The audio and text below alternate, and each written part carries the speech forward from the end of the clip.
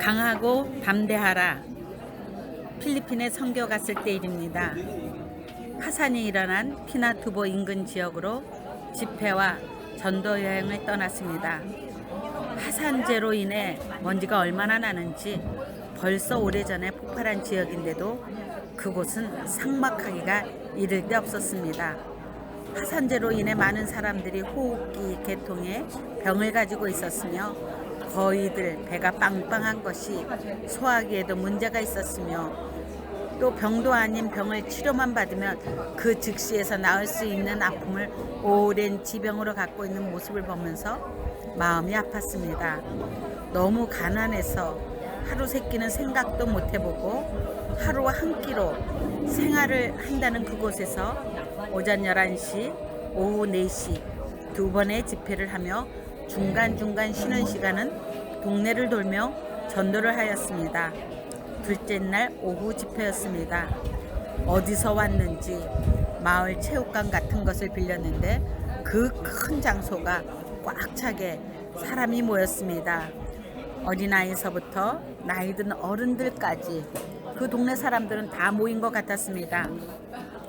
호기심 어린 눈으로 재미있어하는 그들의 모습에 내가 더 신기했습니다. 한국에서 팀을 짜서 왔기 때문에 목사님들이 돌아가면서 설교를 하시는데 한국말로 하면 영어로 통역하고 다음은 따갈로어로 통역을 하니 시간이 지루하게 많이 가는데도 그들은 그 자리를 떠나지 않고 계속 사람들은 더 모이기 시작했습니다. 이제 설교를 마치고 2부 사역의 시간이 되었습니다. 오신 사역자들이 앞에 쭉 섰습니다. 거기에 모인 사람들을 향해 치료받기를 원하는 분들은 앞으로 나와 서 있는 각 사역자 앞으로 나오라고 말하니 갑자기 그들이 질서 없이 우르르 모여 나와서니 어떻게 사역을 할 수가 없었습니다. 그런데 제 앞에 50 중반의 아저씨가 지팡이를 짚고 절뚝거리며 내 앞에 서는데 전 깜짝 놀랐습니다. 속에서 내 앞에 서지 마세요. 저쪽 능력 많은 남자 목사님들 앞에 서세요 하고 싶은데 말이 돼야 말을 하죠. 전 아저씨는 왜 앞에 서서 나를 이렇게 신경 쓰이게 하는지 나는 안절부절하였습니다. 그런데 너무 질서 없이 섰기 때문에 사역을 할 수 없어서 진행하는 분이 다시 자리로 돌아가라고 방송을 하니 모두들 다시 자기 자리로 돌아가 앉았습니다. 전 안도의 한숨이 나왔습니다. 이젠 됐다. 지팡이를 짚고 절뚝거리며 걸어온 그 아저씨가 얼마나 부담이 되는지 그 부담이 사라지자 마음이 가벼워졌습니다. 그리고 진행자가 지금 기도가 끝나면 다시 사역자 앞으로 일렬로 줄을 맞추어 서라고 그래야 치유의 기도를 할 수 있다고 설명을 하였습니다. 모두 함께 눈을 감고 기도를 마친 후에 눈을 떠보니 그 아저씨 또 네 줄에 서서 웃고 있는 것입니다. 전 너무 놀라서 어쩔 줄을 몰랐습니다. 아니 보면 모르나 자기를 고쳐줄 만한 사람 찾아가야 되는 것 아닌가? 주님 어떻게 해요? 저 아저씨 아무 능력도 없는 내 앞에 서서 어쩌란 말이에요. 한 걱정을 하면서 두 눈을 꼭 감았습니다. 앞에 보여지는 상황이 보이지 않도록. 그런데 전 이때 놀라운 것을 보았습니다. 예수님께서 그 아저씨 뒤에서 손을 허리에 대고 있음을 순간 나는 아저씨 치료되었잖아 담력이 생겼습니다. 나는 이제 손만 대면 역사가 일어나는 것입니다. 좀 담대하게 그 아저씨에게 다가가 손을 얹고 명령했지요. 예수 이름으로 명한다. 모든 뼈들은 정상으로 회복될지어다. 기도를 마친 후에 나았음을 증명하기 위해 말이 안 통하니 내가 먼저 앉았다 일어섰다 하며 따라하라고 몸짓을 하니 그 아저씨 걷더니 앉았다 일어섰다 하는 것입니다. 전 아저씨가 짚고 있던 지팡이를 내가 받아들고 반대쪽을 가리키며 뛰어갔다 오라고 또 손과 몸을 사용해 말을 했지요. 그랬더니 그 아저씨 그쪽을 향해 서서히 걷더니 나중에 뛰어서 오는 것이었습니다. 얼마나 기쁘던지 내 손을 쥐고 있던 지팡이를 흔들며 그 아저씨가 너무 좋아했던 것 같습니다. 마지막 간증 시간에 그 아저씨가 나와서 아팠던 다리에 대해서 말을 하는데 50년 가까이를 다리가 아파서 이렇게 고생을 했는데 고침을 받았다고 하나님께 감사하는 모습을 보면서 제가 더 주님께 감사했습니다. 다음날 집회에 나가 앉아 있는데 누가 와서 나를 툭 치길래 바라봤더니 어제 그 아저씨 빙그레 웃으며 자기를 보라고, 그리고 자전거를 타고 왔다고 자전거를 보이면서 활짝 웃는 그 아저씨, 정말 보기에 좋았습니다.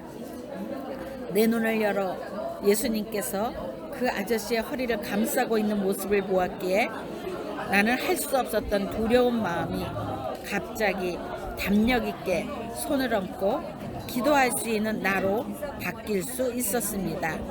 곧 지혜와 지식의 말씀이 임하면 눈이 열려 영의 세계를 볼 수 있으며 본자는 성령에 힘입어 강하고 담대해질 수 있습니다. 잠언 24장 5절 말씀에 지혜 있는 자는 강하고 지식 있는 자는 힘을 더하나니 바로 지혜와 지식의 영이 열린 자가 강하고 담대하며 힘이 있습니다. 하나님께서는 우리를 쓰시기 위해서 제일 먼저 하시는 일이 있는데 하나님의 영으로 먼저 채워주십니다. 나의 연약함을 주 앞에 내놓으면 하나님이 영으로 채워 무슨 일이든지 할 수 있는 강하고 담대한 자로 만들어내시는 분이십니다. 내 눈을 열어 영의 세계를 볼 수 있다면 두려울 것이 없겠지요. 바로 지혜와 지식의 영이 열린 스데반 집사는 돌에 맞아 죽어가면서 열린 하늘을 보면서 고통도 잊을 수 있었으며 돌로 친 그들을 용서할 수 있었으며 환하고 기쁘게 그 나라를 바라보며 마지막을 맞이했습니다. 지금 흔들리는 세상 속에서 살아남기 위해 나에게 절실하게 필요한 영인 것 같습니다. 출애굽기 4장에서 호렙산으로 모세를 부르신 여호와, 내 하나님, 거기서 하나님은 모세에게 하나님의 뜻을 말씀하십니다. 그리고는 하나님의 능력을 지팡이를 통해 보이시고 말씀하시고 또 모세의 손을 통해 보이시고 말씀하시고, 이 순간이 지혜와 지식의 영을 모세에게 주시는 장면입니다.